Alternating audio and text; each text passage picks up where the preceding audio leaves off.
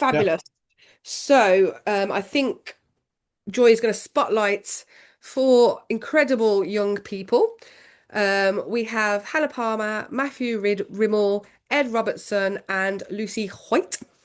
They are all part of the Adult Council, but also adult volunteers. So those wonderful young people that I was speaking about earlier that are offering peer support to our adult group, four out of the five you're seeing with us this afternoon. And this is a great chance, and it's something that we always do at the end of our open day and our AGM, where we have wonderful adults with a single ventricle heart offer the opportunity and open up the floor for a bit of a Q&A. This one is slightly different than the ones that we've done before because we have adults and parents in the crowd. Is it a crowd? I don't think we can call it that, but in the group. Um, and we're they're very, very happy to answer any questions from their own experience. Obviously, they are not medical experts, so they won't be answering any medical questions. But this is a great opportunity for parents to kind of ask any questions that they had concerning maybe the future. I will put a little preface in that obviously every individual's journey is different. So the journey of our adult panels isn't going to be a copy and paste journey for yours, but sometimes it's really nice to have those questions.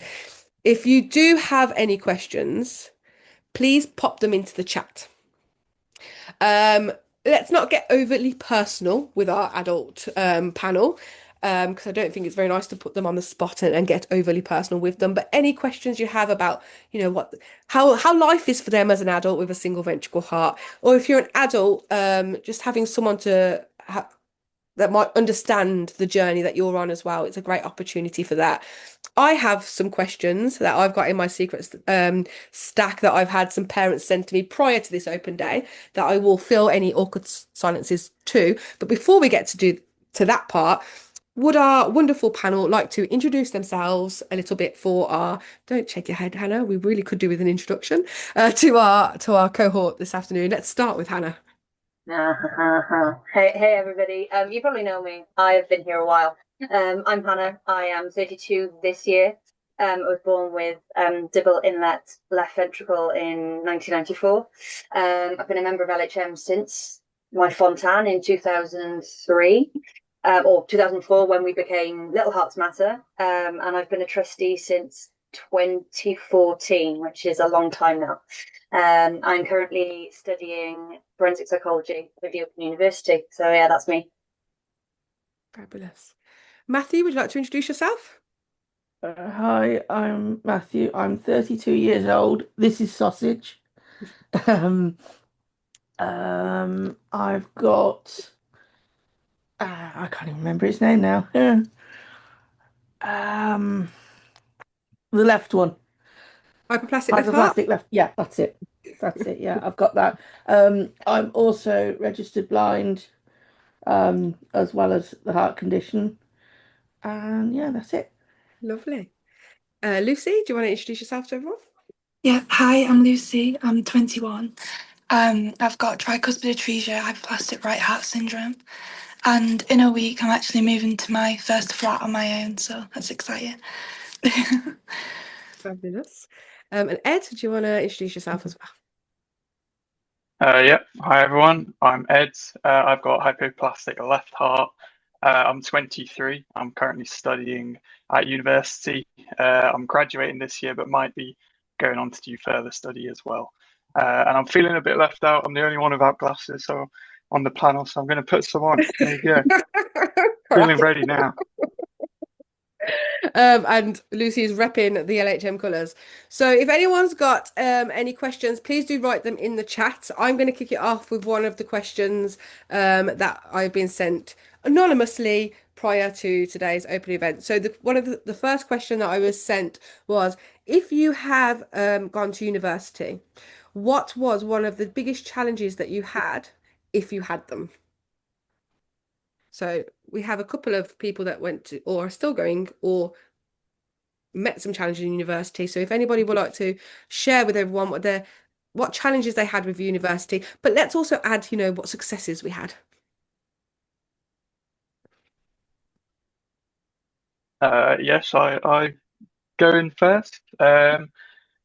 I think for me, the biggest challenge was so I go to Liverpool University, and my home is about 4 hours away near Southampton.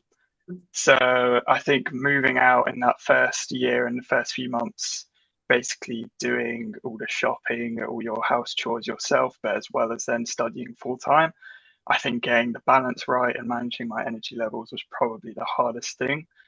Um, but once you get into a rhythm of it and stuff like that, it does get a lot easier.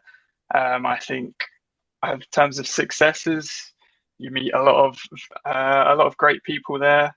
I've managed to get into a rhythm where I go to the table tennis club 3 times a week as well, and I've made lots of great friends. But yeah, definitely the first part of uni is the hardest. It gets easier as you go through it, but there's a lot of support that you can look for in place, and as well as just the people you meet there, the friends I've made were always happy to help me as well. Anybody else want to add on to that from their own experience? So I'll go with my experience. So I did go to university, and then I had a decline in my health, which made me have to leave my degree.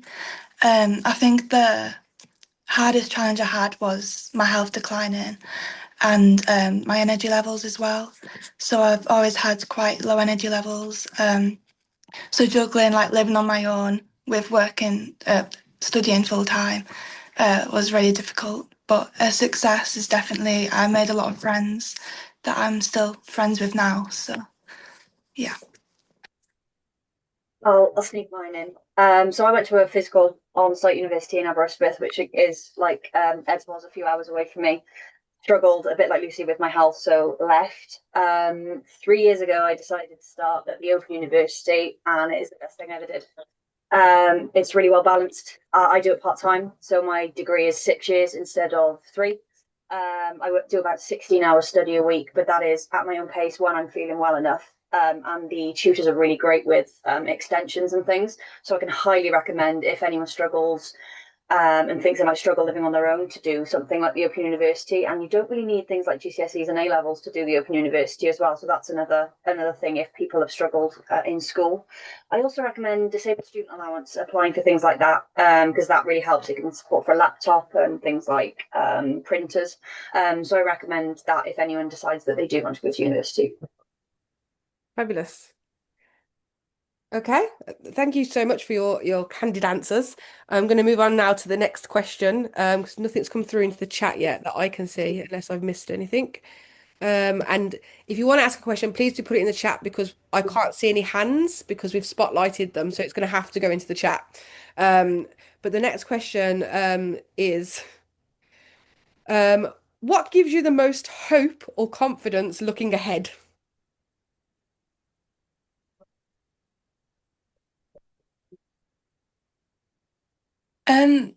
I think I make the most of my good days. So I take the bad days with how it comes, get my rest and everything. And then on my good days, I make the most of it. I'll go out with my friends and like just try and plan fun things. Um, I feel like as long as I'm happy and I'm content, then that's the best I can have.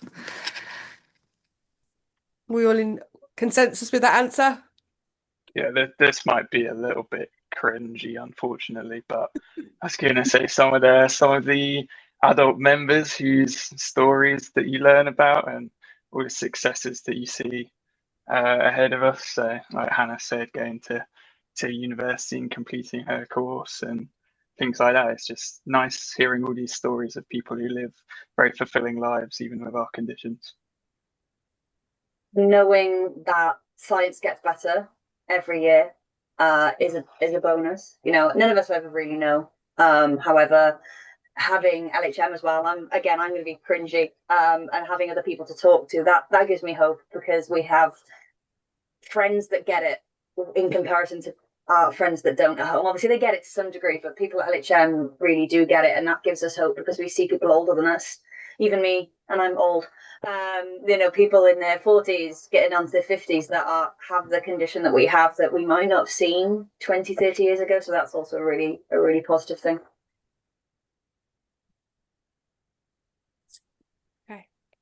I've got one question here, and then we've got two in the chat as well. I think this question is particularly good. Is there anything parents tend to worry about that you'd like to reassure them isn't as big deal as it seems? Growing up. And be kind, guys, because there's parents in the group. Growing up, no. It is a good thing. I think I'm very lucky. I had parents that, yes, worried, but understood and taught me how to find my limits. And they weren't particular. They were worried, obviously, but they only stepped in when they could see I was pushing myself too far. When I joined the netball team, for example, they were like, "Why have you done that? That's stupid." But generally, let them be kids to an extent, because we were still kids, we're still teenagers, and we've also got the added issue of having this condition. So we have to deal with that as well, to then deal with parents that are overly worried potentially. And I know it's because you're parents, and it's amazing. However, sometimes it gets a little bit much, as on top of the fact that we're trying to deal with our own condition and being a teenager and then worried about our parents. So let them get on with it as much as you can safely. Fair and brave. Anybody want to add? No? Probably for the best. No, I'm joking. That's That some was great mean. I'm advice. sorry, I wasn't trying to be mean. No, it's brilliant advice. We've got a question from Kat. What have been the benefits of having a heart condition for you? I think one of the major, like, massive benefits for me is Little Hearts Matter and all the friends that I've made through that. Um, Obviously, like, they show that I'm not alone, but also I've just had so many, like, really valued friendships that are, like, friends for life, who I see outside of Little Hearts Matter as well, and who I talk to every day. So definitely that one for me. I didn't even pay her to say that. Anybody else? Yeah, I'd say the friends I've made as well. Not just at Little Hearts Matter, but I mentioned earlier about table tennis. But the reason I first got into that was because I played tennis as a kid, and then I didn't have enough energy when I was around 10 years old. So I stopped playing tennis and got into table tennis instead. And it's been a big part of my life ever since. And I made a lot of great friends doing it. And then also going to uni, I know one worry when you first start is that there's a lot of pressure to drink or go out partying and stuff like that. And having a heart condition is a great excuse not to do that if you're not comfortable doing that. So I wasn't big on parties anyway, like in terms of my life before. But yeah, if anyone offered me a drink and I was like, oh, I can't for like medical reasons, stuff like that, they rather than pressuring me, they'd be like, oh, that's all good, that's all good. Can I get you any soft drinks or anything? So one benefit is that I've managed to, get out of any pressured situations for having a very good reason to do so, I think. Brilliant. The Mine, next... sorry, Oh, I was no, going to no, say no, no, something. no, you speak, Hannah. Of course, sorry. Mine is siblings that do things for me. Oh, Matt, I'm really, really tired today, and he does stuff for me. So that's my positive. No, my main positive is AGM. I would not be who I am without it. So thank you. Okay. Richard has asked, what challenges did you encounter when it came to revising, approaching exams, or managing exam conditions? So throughout school, I had extra time with exams and like coursework deadlines as well. And I also had like a room, so instead of doing PE, I'd go and do like my homework or extra revision when during PE time because I couldn't join in with PE. So that was really helpful. And I also had like a relaxed timetable. So if there was times where I was too tired on the morning, I could just go into school afterwards. Um, so what was the rest of the question again? So the question was, what challenges did you encounter when it came to revising, approaching exams, or managing exam conditions? Yeah, so I found that really helpful. And also like things like mind maps and flashcards, and you can find like resources online as well, rather than just like writing it out constantly yourself, which gets tiring. Just like looking up online and seeing if there's any other resources out there to help you with revision. Brilliant. Anybody want to add anything, or has Lucy got everything for that?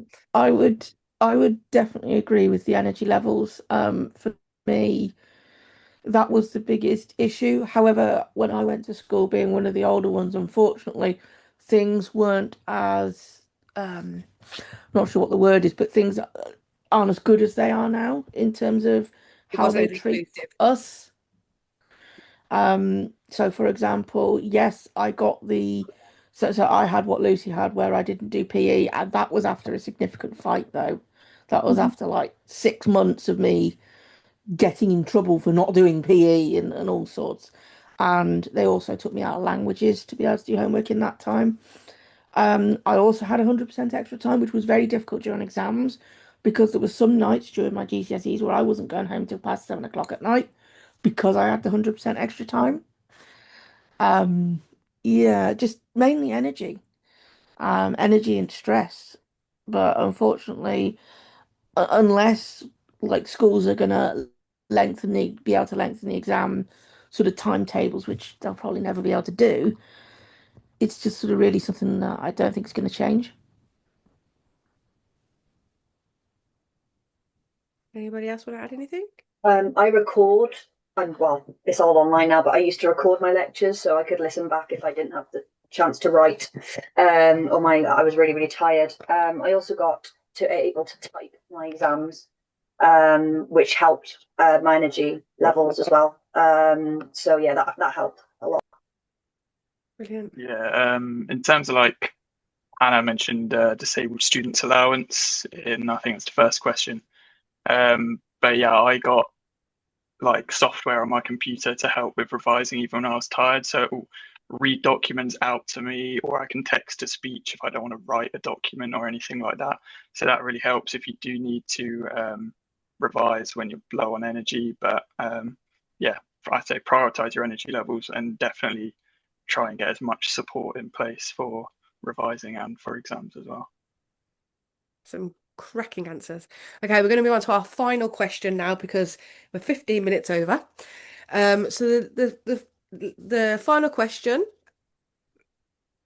is do you remember much of the surgeries that you had when you were younger? I think So a parent has got a child that has recently had a fontan and they're wondering if they'll remember much of it when they get older. so for me, I have specific things that I remember. I remember when I was 6 going down to the operating room. I remember after that being in intensive care and looking at the roof and trying to figure out how many squares there were on the roof, and that was for days on end. Um, I have other little bits of recollection, but like there's not a great deal. Um, so yeah, I think it just depends on the age, of course. If you have it done later in life, as I know some have it done when they're teens, then they'll remember more. But for me, there's the odd memory there. Anybody else? So I had all three surgeries before I think it was 2.5. So I don't actually remember any of them. But I did have a lot of like hospital admissions throughout all my childhood. But I mainly just have like nice memories of like clown doctors and walking to the fish tank and back and things like that, which I do like appreciate. Um, I do see a therapist though for like triggers. So my mind's blocked things out, so I don't actually understand it all. But like certain smells will make me emotional, and I don't know why. So yeah, therapy does really help. Thanks for sharing that, Lucy. Oh, Anna, you go. You sure? I was 9, so I remember a little bit more. It was Women Children's, which, despite it being kind of, I was there for obviously surgery. They're one of the best teams ever. So that I remember sort of that more than anything else. I do, and more so when I was younger, I used to wake up thinking I was in surgery. But again, I think that potentially because I was a little bit older. Doesn't happen very often. I still hate hospitals. I hate needles, and they have to drag me kicking and screaming through flu jabs and blood tests, which is why I'm glad my INR is a finger prick. But nothing that I would say is traumatic in that way. But I also see a psychologist, which helps. One other thing I'd like to bring up for parents, because this is a big one for me, as Hannah mentioned, needles. So I have needle phobia as a result of everything that I went through. I also went through further things later on when they tested me for growth hormone, which was like 12 hours of needles, which wasn't fun. Um, the magic cream, as they call it. It's not magic. You still feel it. Honestly, I feel that the sort of stress build-up of waiting for that to work and going through that is worse than just getting it done. So, like, I would say if I was to do it again, I personally, and I obviously I do it now, is just don't bother with any of that because it doesn't work and it just probably makes things worse mentally. Thank Um, you. sorry if I could add one more thing. I think as well, just trying to make it like more lighthearted, even if you're really scared as a parent. Um, like trying not to make it like a scary thing and make jokes out of it instead. That really helps like cope with it, and I think that's helped me now. Um, and why I've got mainly just happy memories of like things like my mom like pretending to be a chicken with the rubber gloves and stuff like that. Like stuff like that really helped. So yeah. Fabulous. And be Um, honest. Yeah. Do not tell them something fun's going to happen and you go to hospital. Be on, obviously, be as honest as you can with a 5-year-old, 6-year-old, but don't tell them that they're going to Disney and take them to a hospital. That's my main. Yeah. Sorry, I don't. Be honest, but you can like make it light-hearted at the same time. Yeah, I was just gonna say like I only remember very vague things. I had it when I was 8, I think. But like the main things I do is just stories that my parents have told me. So like apparently a nurse came in to give me a blood test and I told her to take a tea break or something like that. And I have no recollection of that happening. But it's just stories my parents have told me that, and obviously they only tell me like the funny ones that I did under anesthetic or stuff like that. But yeah. Thank you. We've also had a message from another adult member that also wanted to share that they had their Fontan as an adult at 19 years old and barely remembers anything because the medication blocked out a lot of it as well. So even as a 19-year-old, it's getting their Fontan. Now they don't remember a great deal. So I hope that answers that question. Right.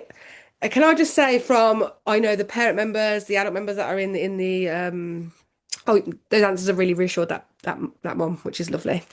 Um but thank you so much for being so candid and honest and sharing your journeys with everyone. I know that you sharing those and answering those questions really reassures a lot of the parents and kind of have a bit of a kind of look in a time machine of what the future could hold. So it's really, really it's a really positive and wonderful thing to be able to give to our membership. So thank you so much. Yeah, thank you.